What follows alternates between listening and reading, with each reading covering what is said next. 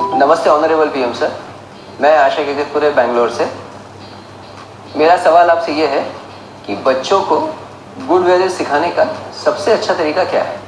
धन्यवाद। मुझे एक सवाल जो आया है वो नमो ऐप पर आया है।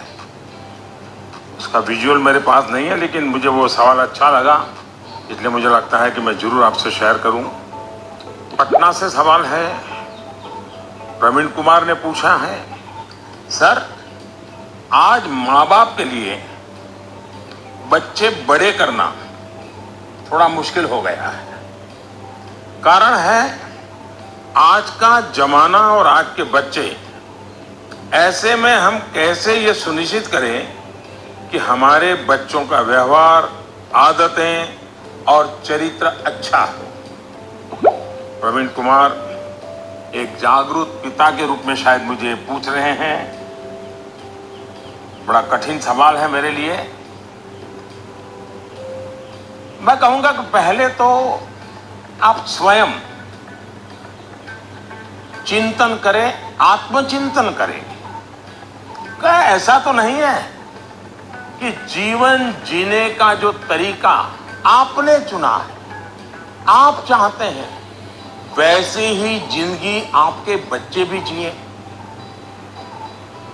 और थोड़ा सा भी उनमें बदलाव आता है तो आपको लगता है कि पतन हो रहा है, वैल्यूज का ह्रास हो रहा है। मुझे बराबर याद है, एक बार मैं स्टार्टअप से जुड़े हुए नौजवानों से मैंने एक समारोह किया। तो बंगाल की एक बेटी जिसने स्टार्टअप शुरू किया है अपनी पूरी कैरियर छोड़ करके, तो उसने अपना अनुभव बताया, वो मुझे हमेशा याद रहता है। उस बेटी ने कहा कि मैंने अपनी नौकरी छोड़ दी, कैरियर छोड़ दी और स्टार्टअप शुरू किया, और मेरी माँ को जब पता चला तो मेरी माँ ने तुरंत कहा सर्वनाश। यानी इतना माँ को झटका लगा, लेकिन बाद में वो बेटी स्टार्टअप में बहुत सफल रही थी।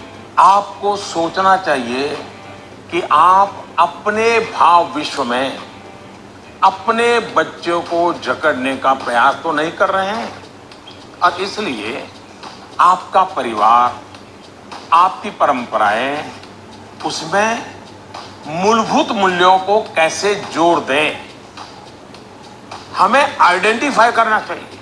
जैसे हमारे यहां कहा जाता है जन सेवा ही प्रभु सेवा है। ये हमारे शास्त्रों में मूल्य के रूप में है, लेकिन आपके घर में पूजा पाठ तो बहुत होती है। दुनिया को दिखता है कि आप बहुत धार्मिक हैं, रिचुअल से भरा जीवन है, लेकिन आप जनसेवा में कहीं नजर नहीं आते हैं। अब जब आपकी संतान यह विरोधाभास देखती है तो उसके मन में कॉन्फ्लिक्ट शुरू हो जाता है, सवाल खड़े हो जाते हैं, और सवाल उठना स्वाभाविक में है। उसी प्रकार से भी हमारे मूल्य है कि जीव मात्र से परमात्मा का वास है। उसी प्रकार से हम सबकी मान्यता है और हमें यह सिखाया गया है, हमारे जीवन मूल्य के रूप में प्रस्थापित हो चुका है, और हमारी सोच है कि जीव मात्र में परमात्मा का वास है। लेकिन आपके घर में जो काम करने आते हैं, झाड़ू पोछा लगाने आते हैं, लिफ्ट चलाने वाला होता है, आपको स्कूल में छोड़ने वाला ऑटो रिक्शा ड्राइवर है, क्या कभी आपने उनसे उनके सुख दुख की चिंता और चर्चा की है? क्या कभी आपने पूछा वे आपके परिवार में तो किसी को कोरोना नहीं हुआ है ना, आपके परिवार के तो सब सुखी है ना, आप जिस गांव से आए हो उस गांव में तो सब ठीक है ना? क्या आपने कभी पूछा है? अगर आप ऐसा करते तो आपको अपने बच्चे को मूल्य नहीं सिखाने पड़ते। मैं आप पर सवाल नहीं खड़े कर रहा, एक सामान्य व्यवहार की बात कर रहा। कुछ लोग वाकई ऐसा नहीं करते। बच्चे का बर्थडे होता है, बहुत सारी तैयारियां होती है। कितने लोग अपने घर में काम करने वालों से कहते हैं कि जो भी काम करना है 5 बजे तक पूरा कर दो, 6 बजे जब मेहमान आना शुरू हो जाएंगे तब तुम भी हमारे परिवार के मेहमान के रूप में कपड़े पहन करके, अच्छे कपड़े पहन करके परिवार के सबको लेकर के आ जाना। आप देखिए, आप उनसे क्या कहते हैं। आज घर में बहुत से मेहमान जाने वाले हैं, देर तक रुकना पड़ेगा। आप ऐसा कहने के बजाय क्या कहते हैं, देखो कल बहुत मेहमान आने वाले हैं, बहुत काम है, तुम घर बता के आ जाना, देर से आऊंगा, देर से आऊंगी। यानी आपका बच्चा देख रहा है कि इतना बड़ा उत्सव है घर में, लेकिन वो जो मेरे लिए मेहनत करते हैं दिन रात, वो तो इसमें हिस्सेदार ही नहीं है। और तभी उस बच्चे के मन में टकराव शुरू होता है। मैं आपको एक और उदाहरण देता हूं।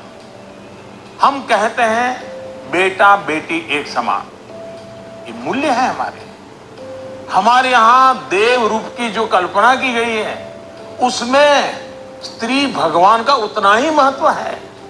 लेकिन हमारे घर के वातावरण में बेटे और बेटी के बीच जाने अनजाने में जो ट्रीटमेंट किया जाता है, उसमें असमानता होती है। उसके बाद जब वही बेटा समाज जीवन में जाता है तो उसके द्वारा नारी समानता में कुछ न कुछ कमी की संभावना बन ही जाती है।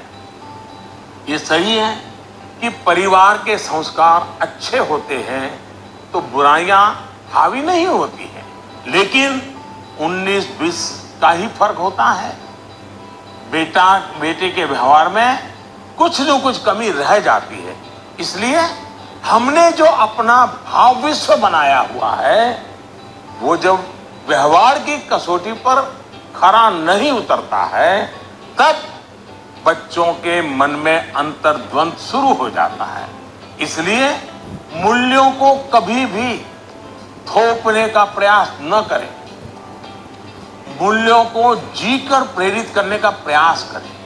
आखिरकार बच्चे बड़े स्मार्ट होते हैं, जो आप कहेंगे उसे वो करेंगे या नहीं करेंगे ये कहना मुश्किल है, लेकिन इस बात की पूरी संभावना होती है कि जो आप कर रहे हैं वो उसे बहुत बारीकी से देखता है और दोहराने के लिए लालायित हो जाता है। और जब आप इन मूल्यों के साथ हमारे इतिहास, हमारे पुराण, हमारे पुरखों की छोटी छोटी बातों को सहजता से जोड़ेंगे तो बच्चे भी प्रेरित होंगे। आचार व्यवहार में उतरना आसान हो जाएगा।